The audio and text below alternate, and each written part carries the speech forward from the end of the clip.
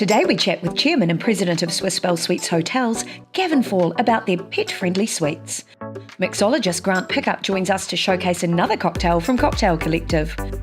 We discover a luxurious staycation spot, the Doubletree by Hilton in Karaka.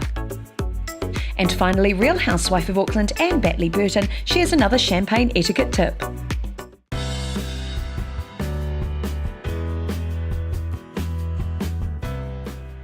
Well, animal lovers, get excited. We finally have a little bit of luxury accommodation here in Auckland and I can't wait to share it with you.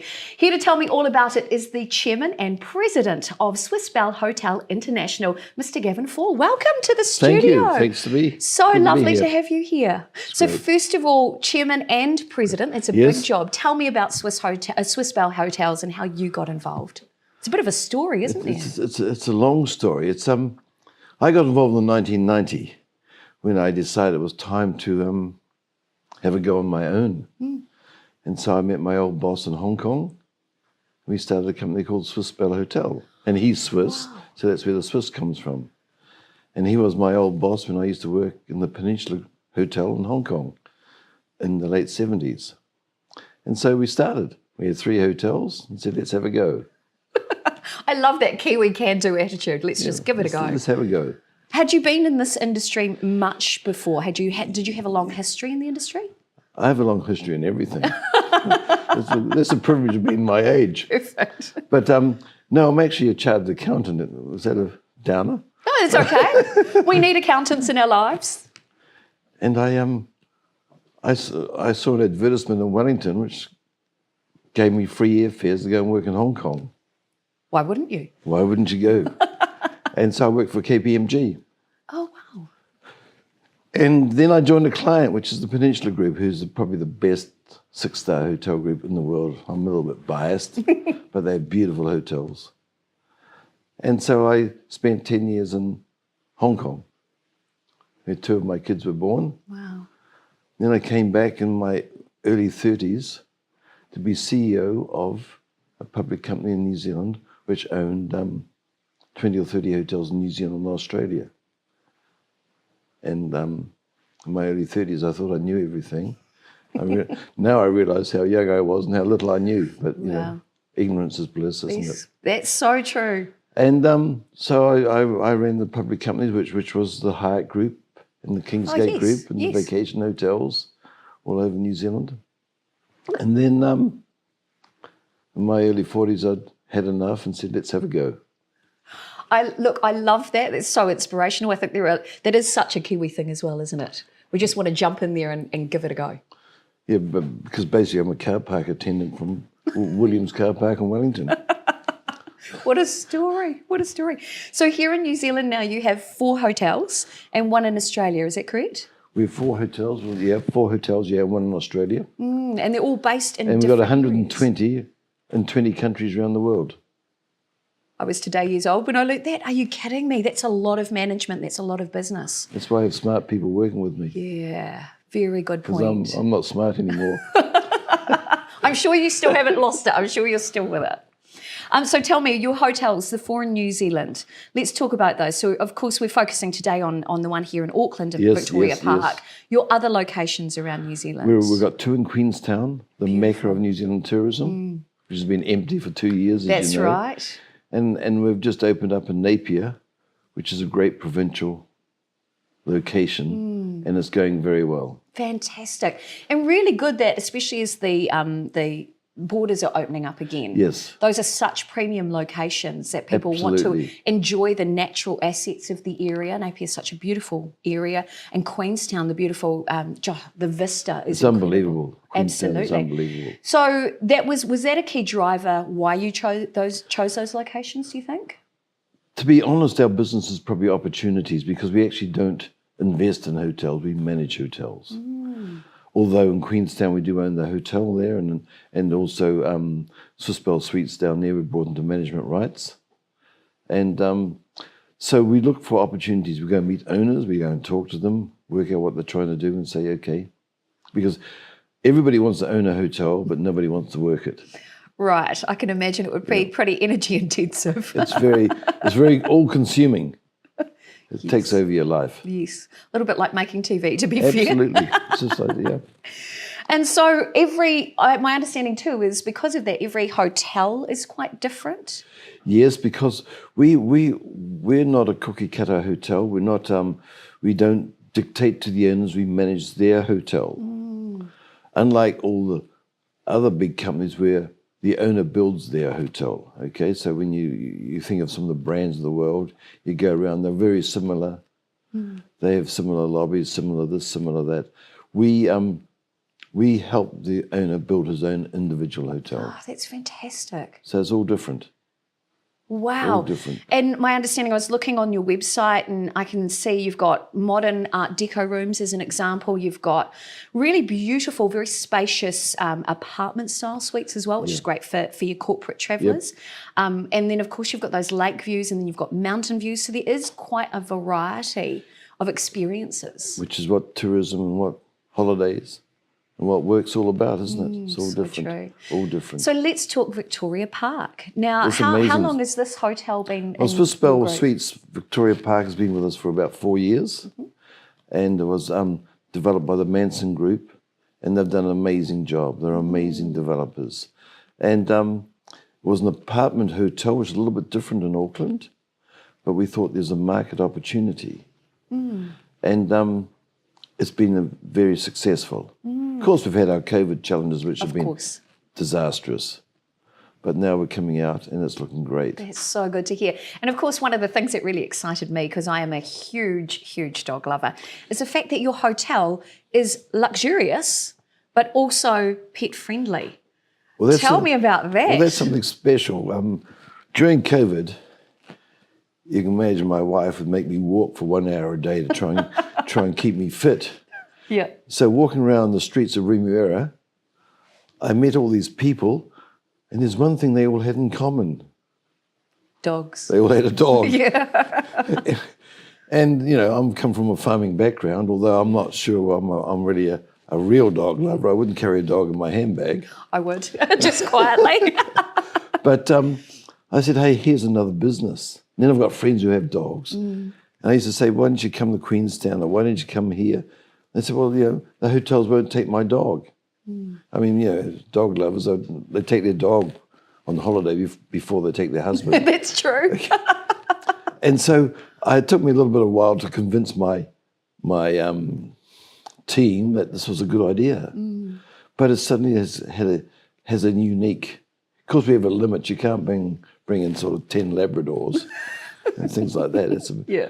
So we have a weight limit on the dog, but people just love it, and it doesn't cause any problems. Doesn't cause with other guests or anybody else. I just think it sounds like heaven to me. I think it's brilliant. And of course, Swiss Bell Suites Victoria Park has beautiful balconies. Looks over the park. It has a huge lounge. So it's. I mean, dogs love it. Absolutely. They love the view. And also I'm hearing that you're doing a lot for your corporate travellers as well, because it is a great location, being Yes. close to the central city, great park nearby for those who want to travel and get a little bit of exercise while they're in there. So tell me about how you look after your corporate travellers as well. Well, we just give them. Our whole theme, of course, is service, which is what hotel business is. But the corporate traveller, people love Swiss Bell Suites because it's a little bit private. You know, I was talking to someone like one of my kids' friends last night, and he stays there all the time because he likes the privacy. There's a number of business people stay there. A lot of film people stay there because they just like the space and just like, because they're also there on 1, 2, 3 week stays. And, you know, if you've had COVID and been in a hotel room, sitting in Dubai for 7 days, like I was, going crazy, Swiss Bell Suites Auckland is fantastic. Yeah. Spoken like a true professional and a great ambassador for the brand as well. So, Gavin, thank you so much My for pleasure. coming in here. I am so looking forward to coming to visit. And if you'd like to come and visit as well, you need to check out their website, swissbellhotel.com. Join us either in Auckland, in Napier, or down in Queenstown. You're going to love the experience, and so will your fur babies. Gavin, thank you. Thank you.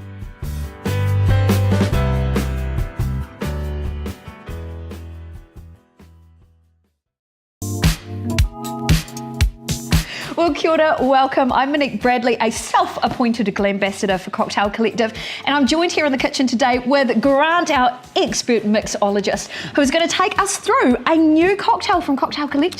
Yep, absolutely, brand new box. So exciting. Let's take a look. What have we got, Grant? So this is the spiced rum old fashioned. So it's a play on classic old fashioned, which would be a whiskey old fashioned. Yep. This one's using spiced rum. Oh, so let's take a look at what's inside. I am so excited about this. Okay, right in the top, what have we got? Right, the this star. is Cocktail Collective golden spiced rum. So some nice sort of spices with vanillas and cinnamons and various other bits going on in here. Excellent. Now we've got gom. Now my understanding, because I'm no expert, I'm an enthusiast. Yep. This gom is a sugar syrup, right? Basically just a very Excellent. sweet sugar syrup with a little bit of guar gum in there. Stops it going cloudy, helps it to emulsify in with the drinks. Excellent. And we've got triple sec. Now, I've always wondered, what is triple sec? Triple sec is a very dry orange liqueur. The Excellent. word sec is French for dry, so triple dry. Oh, gotcha. Today years old when I've learnt that. Cool. So we've got some nice flavours, and then of course we've got the measury thing inside. What is this called? Thimble measure, Ah, basically. there you go. Yeah, large end is 2 parts, small end is 1 part. So when Okay. we come to pouring, we'll work through the recipe using that. Or as I like to say, a single serve and a generous single generous serve. single Yeah, serve. perfect. Right, in the bottom, what have we got here? Another bottle, we've got our bitters. So many cocktails are going to use a balance of sweet and sour. With these style drinks, the old fashions, we go for sweet and bitter. So bitterness is going to balance that flavour out, make it nice and smooth. And on my the palate. understanding too is that bitters are often taken for medicinal purposes as well. Drink Yes, responsibly, drink absolutely, responsibly. as are many cocktails. And of course, you know, because I like to think health, we're thinking cherries, fruit, good for us. I'm trying to take in all these flavours actually, Grant. There's a lot going on in this one, yeah. Yeah, anticipate what it's going to taste like. And then we also have good old New Zealand blood oranges, Grant. Freeze-dried New Zealand blood oranges, beautiful product. Obviously, you say made here in New Zealand. Yeah. But enables us obviously to bring that fruit element into the box. Right. Which otherwise would be a bit difficult with fresh Yeah, I totally agree. Okay, I'll pop that out of the way. Let's get started Right, because we're going to work through the tasty. recipe on the back of the card. So all the instructions are on the back of here. This drink is made entirely in the glass itself. oh, that's Okay, easy. so no shaking no or mess. anything like that. We like that. First thing we're going to do is we're going to pop a cherry into the bottom of each glass. Perfect. So we've got a little bit of a cherry hint in the Yep. bottom to start with. If like you've got it. a really sweet tooth, you can just slip a little bit of the juice in there as well. Well, you've got me there because I Helps. have a very sweet tooth. Perfect. And we're going to take our bitters. I'm just going to pop 1 shot of this into the bottom, Yes. along. Don't you love cherry. that sound, Grant? That Yeah. sound of alcohol pouring. Yes, I do. I like the smell. It's the smell of the bitters. Oh, that really? gets me. Can If you I? have a little smell of that. Oh, a little bit Christmas cakey. Yep, Christmassy, very, very Christmassy, very wintry yum. drink this. Yeah, lovely. Then we've got a shot of our gom syrup. Now, what does gom actually do in a drink? I know it sort of adds that sweetness, but Sweetness, that's easy. yeah, That's all just it's that. does. Yeah. Oh, perfect. If you want to balance out how sweet a drink is, it's the gom usually that you would bring more or less of. Again, today years old. I'm learning Okay. so much. Now we're going to muddle. Okay, so that's what this is for, That's right? what this is for. Okay, so if you're at home and you don't have a fancy muddler like Grant, this is actually my rolling pin from my drawer, so it doesn't have any handles or anything. I'm going to use it for the same purpose. Aim for the cherry. Yep. Don't squish too hard or you'll get it in your eyes. And we're just going to squash that cherry down and muddle it just to... Why do people do this, Grant? You're basically just breaking down. There's a lot of different cocktails where you'll muddle fruit into the bottom. Yep. Probably the most classic would be a mojito where you muddle limes with sugar. But we're just bringing out the flavour.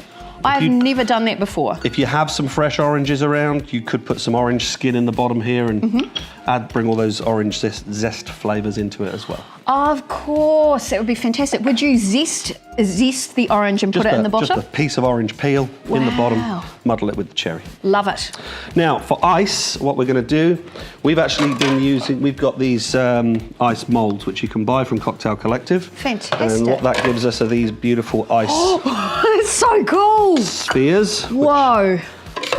We'll plop into our... I've always wondered how you make these. I thought, is somebody sitting there chipping away at one, at a big piece of ice to make it? I didn't know it actually came in a mould. These are great. This drink is also very good with crushed ice. If you prefer it as a slightly sort of longer drink, or even just cubed ice. You want to bring the ice level up to nearly the top. Okay, got it. That looks a bit fancier though, to be fair. Yeah, they add a bit of something to it, don't they? Rum. Spiced rum, 3 shots or 3 parts. So we're going to go 1 large. 1 big one and 1 little. Oh, love it. And 1. You get that hit of the rum coming through too already. This is another one you can have a smell of. This is quite a generous sized drink as well, I'm noticing. It's a slow sipping drink. This is not one for quenching thirst. I was going to say, my standard drinking style is I'm more of an enthusiast and a guzzler, so I'm going to take my time with this one. And then finally, 1 shot just to round off the orange flavours of triple sec. Oh, again, the smell.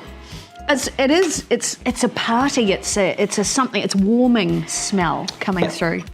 It's a strong old drink. This one. Oh yeah. Now a little bit of a stir just to get those flavours going. Yep.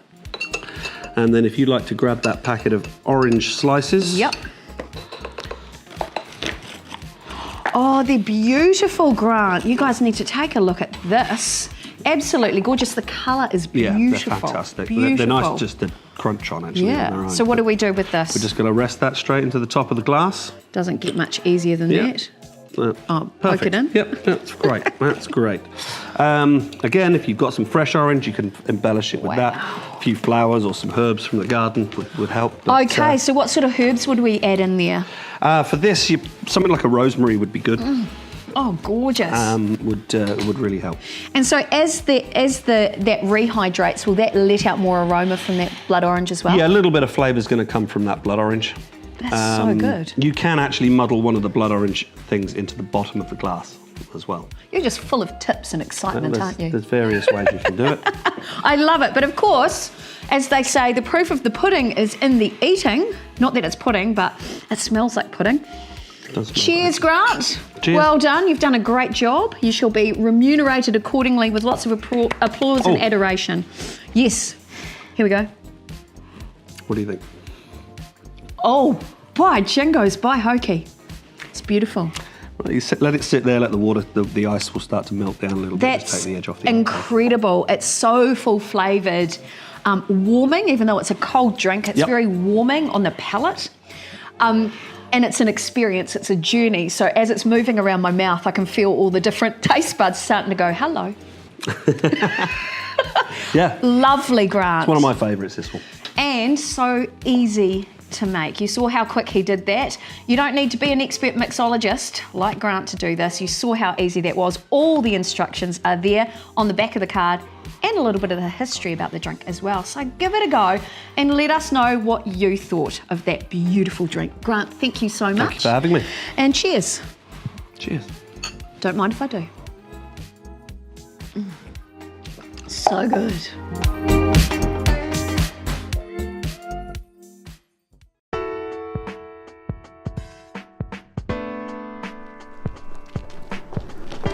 Well, it's been a crazy few weeks in my world and I realised I need some much needed time out. So I've driven 35 minutes south of central Auckland to visit the all new and amazing Doubletree by Hilton. And you guys are coming with me. We're going on a staycation. Here we go.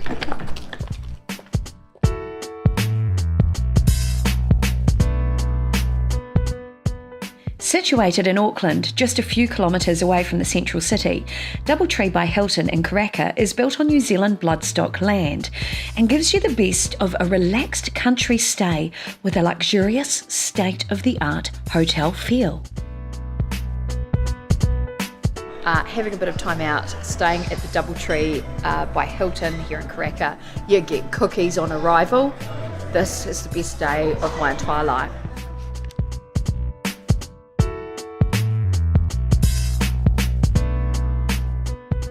From millinery-inspired lighting to numerous references around the property to horses and the racing industry, it's obvious that you're in the heart of horse country, giving this property a unique look and luxurious feel. The hotel offers a number of rooms that have garden views, allowing you to soak up the environment. A must-have for busy city dwellers like me. Rooms are beautifully appointed and designed with luxurious beds and linen, and the overall vibe is super calming for your senses. My room featured 2 stylish bathrooms with great lighting, perfect for tidying up my makeup, comfy furnishings, and downstairs I got to visit the aptly named Horseshoe Bar. With an extensive, perfectly curated wine list and a menu of signature cocktails, there's certainly something for everyone.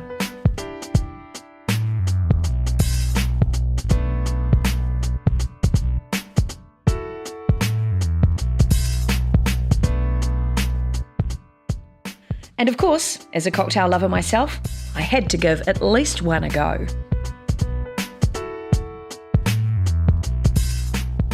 The hotel has a recreation area and outdoor heated swimming pool, meaning you can use it all year round, and the hotel is family friendly too, so the kids will love it. The staff are professional and super friendly, making time to engage with you and ensure that you get the best out of your stay.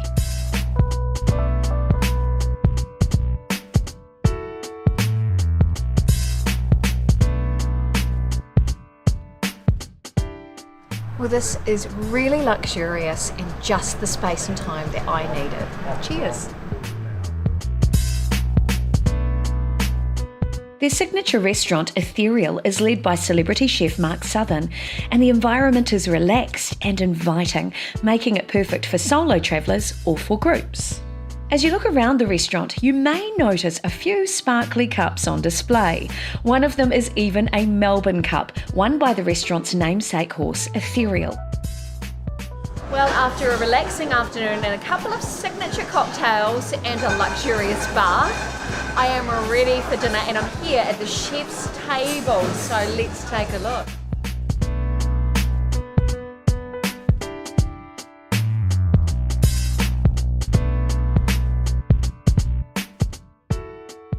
The menu is next level fabulous without pretense, meaning there's really something for everyone. And by having an open kitchen, you can watch the magic happen right in front of you.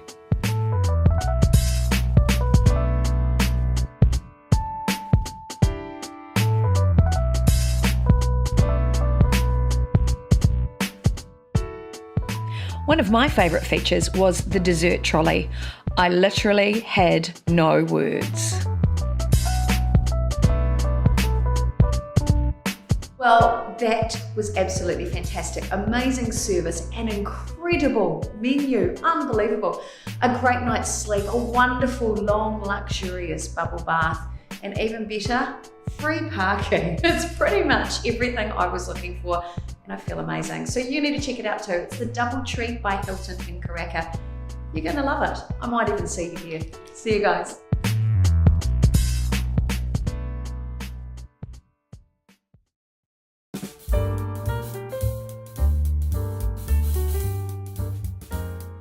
Hi everyone, Anne, Champagne Lady here again. Just wanted to have a bit of a chat about the different styles of glasses that are used for champagne. When you look back, I think we started off with, was it Josephine's breast or Marie Antoinette's? I'm not quite sure, I can't remember. But the theory was that the glass was based on the perfection of one of these beautiful ladies' breasts.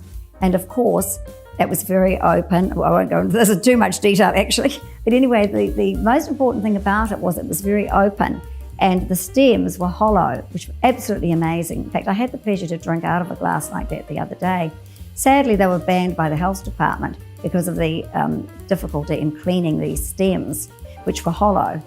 But we've moved on from that. They were always cut crystal. And we've moved on, and as you will know from going around different restaurants and so on, and over the years, we've changed so many times into supposedly this is the new perfect way of drinking champagne, of enjoying champagne. And at the moment, of course, we have the beautiful flutes, which I have with my own Champagne Jacquard, and it opens up and that allows the beautiful nuances and subtleties of the champagne to open up. And then it goes in again slightly at the top, which basically channels those characteristics to your nasal passages. So when you go to smell the champagne, it's concentrated, but it has been allowed to open up during its journey with those bubbles going up the glass. But, you know, we have lovely straight flutes, we have crystal flutes, we have flutes that have been engraved at the base. That's a trick that a lot of the champagne houses use, actually. And there's a little engraving at the base of it, and that way, even if your glasses do have a bit of detergent residue in it, God forbid, the bubbles will catch on that little engraving at the base of the glass, and they'll catch and they'll keep rushing up to the surface. So it's quite interesting. Sadly, I've noticed over the last couple of years, there have been some trend towards glasses with no stem. Now, for me, well, that is just totally lacking in refinement and elegance. Doesn't look good at all, and as I said before, it's like clutching a beer glass. And I find that very, very disappointing. I know some of the airlines are doing it, and I suppose that's because they don't want the glasses being knocked over, which could be very easy to do. So I can understand their thinking on that. But when restaurants start doing it, I think it's a real shame. Because another reason why you don't want that is because holding it like that, you're warming up the glass, you're warming up the contents, the champagne, and you're losing effervescence, and you're losing that chill and crispness, and the effervescence dies off and so on. I mean, all you need to do is put a glass of champagne there and put your hand around it for a while and see how the bubbles change. Whereas if you're holding it by the stem, those bubbles just keep rushing and rushing and rushing up through the glass. So if you want to take my advice, I just stick with that beautiful tulip shape. And for me, that is the best way to enjoy your champagne. Another really important part about etiquette of serving champagne, when the bottle is finished, do not upend it in the ice bucket. Both the customer and the server can be very guilty of this. I've seen it happen so many times. I think as far as the customer is concerned, they think, right, that one's gone, bang, down it goes. Hey, we need another one. It's indicating to the staff that they need another bottle. But it's actually very, very crass and shows doubtful taste.